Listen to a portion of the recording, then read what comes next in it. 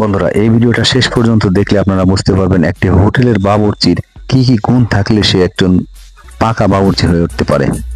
দেখেন, এই লোকটা একটা তোয়ালে পরে কিন্তু পুকুরে গোসল করতে নামলো এবং সেই তোয়ালে দিয়ে সারা শরীর ডলাডলি করলো এবং সে যখন পুকুর থেকে উঠলো সেই তোয়ালেটা পরে নিল। তারপর সে তোয়ালে দিয়েই নিজের শরীরটাকে পরিষ্কার করলো এবং তার চিপা চাপা যেখানে যা যা পরিষ্কার করার দরকার সেখানে সেখানে পরিষ্কার করে নিল। এবার সে তোয়ালেটা পরেই তার দোকানে চলে গেল এবং সে তার কাজে মন দিল। পরোটা ভাজার জন্য ময়দাটাকে সুন্দর করে মাখিয়ে নিল এবং সেই তোয়ালে দিয়ে, যে তোয়ালেটা সে পরেছিল সেই তোয়ালে মাখানো ময়দাগুলো ঢেকে নিল।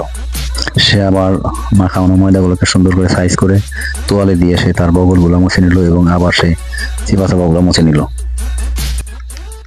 এবার সে মাখানো ময়দাটাকে সুন্দর করে ঢেকে রাখার পরে আবার সে তার তোয়ালে দিয়ে নাক মুখগুলো মুছে এবার তাওয়া গরম দিল। তাওয়া গরম দেওয়ার পরে তাওয়ার ভিতরে সে তার আন্ডার ওয়্যারটাকে সুন্দর করে আগে ছেঁকে ভেজে নিল। তারপর সে তার তোয়ালে দিয়ে আবার তার বগলগুলোকে পরিষ্কার করলো এবং শেষ পর্যন্ত সে রুটিগুলো ভেজে সে যখন তার কাস্টমারের কাছে দিল, দেখেন কাস্টমারের প্রতিক্রিয়াটা কি। দেখেন, কাস্টমার সে এতটা পরিতৃপ্তি সহকারে খাচ্ছে যে শতভাগ তার মন মতো হয়েছে তার পরোটাগুলো। ধন্যবাদ ভিডিওটা শেষ করুন দেখার জন্য।